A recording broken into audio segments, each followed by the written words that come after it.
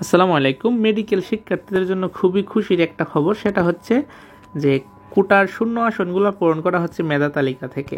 অর্থাৎ তোমাদের মেডিকেল ভর্তি পরীক্ষা কিংবা ভর্তিতে যত শতাংশ কোটা ছিল তার মধ্যে অনেকগুলো আসন ফাঁকা রয়েছে। এই ফাঁকা আসনগুলো তারা মেধা তালিকা থেকে কিংবা মেরিট লিস্ট থেকে নিচ্ছে।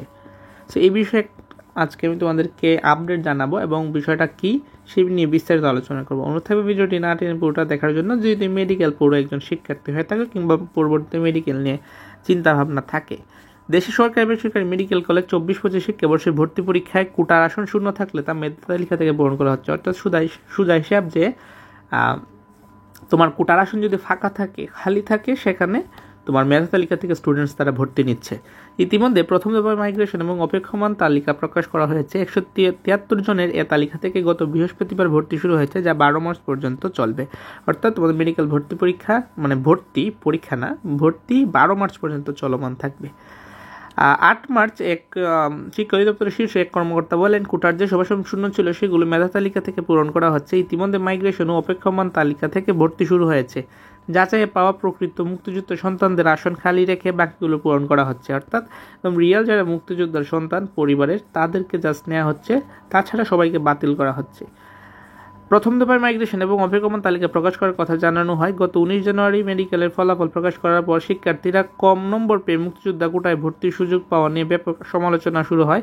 মুক্তিযোদ্ধা কোটায় উত্তীর্ণদের ফল বাতিল দাবিতে আন্দোলন করেন শিক্ষার্থীরা। এরই পরিপ্রেক্ষিতে মুক্তিযোদ্ধা কোটায় চান্সপ্রাপ্তদের সনদ যাচাইয়ের উদ্যোগ নেয় স্বাস্থ্য, শিক্ষা ও পরিবার কল্যাণ মন্ত্রণালয়। জানা গেছে, মুক্তিযোদ্ধা কোটায় উত্তীর্ণ 193 জন যাচাই বাছাই শেষ হয়েছে। এর মধ্যে প্রকৃত মুক্তিযোদ্ধার সন্তান হিসেবে বিবেচিত 77 জনকে স্বাস্থ্য মন্ত্রণালয়ের নির্দেশনা পেলে ভর্তি করা হবে। অর্থাৎ 193 জন থেকে মাত্র 77 জন ভর্তি হবে, কারণ তারা জেনুইন মুক্তিযোদ্ধা পরিবারের সন্তান, সেটা তারা প্রমাণ দিয়েছে।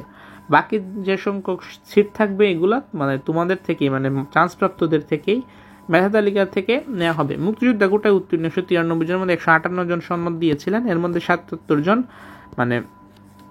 সুযোগ পান। 77 জন ভর্তি হলে কোটার বাকি আসন মেধা তালিকা থেকে পূরণ করা হবে।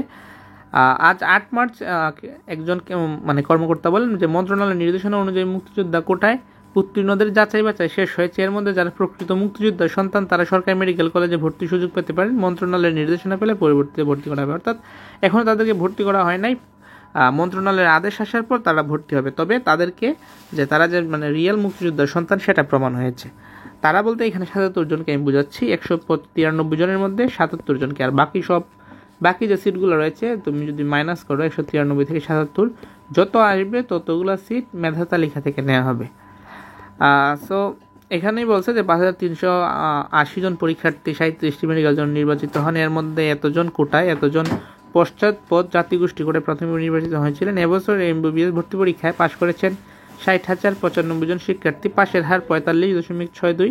37টি সরকারি মেডিকেল কলেজের 5380টি আসনে 37টি আসনে এবং 67টি অনুমোদিত বেসরকারি মেডিকেল কলেজের 6293টি আসনে ভর্তি করা হবে। অর্থাৎ এখানে জাস্ট ভর্তির সংখ্যাটা দেখানো। সো এটাই এখানে জাস্ট সংখ্যাটা দেখানো হয়েছে যে এতজন হচ্ছে বেসরকারি এবং এতজন হচ্ছে সরকারি। সরকারিতে বলতে গেলে টাকার হিসাব আকাশ পাতাল তফাৎ। সো সেটা আলাদা আলোচনা। সো আজকের ভিডিওটি কেমন লাগলো অবশ্যই কমেন্টে জানাবে এবং এই সিদ্ধান্তে তোমরা খুশি হয়েছো কিনা সেটাও জানাবা। ভিডিওটি ফ্রেন্ডসের কাছে বেশি বেশি করে শেয়ার করে দিবা। আর আমাদের চ্যানেল যদি নতুন হয়ে থাকো বলবো সাবস্ক্রাইব করে রাখো। যদি সাবস্ক্রাইব না করে রাখো তাহলে সাবস্ক্রাইব করবে এবং পাশে থেকে নোটিফিকেশন বেল আইকন অবশ্যই প্রেস করবা পরবর্তী আপডেটের জন্য। আল্লাহ হাফিজ।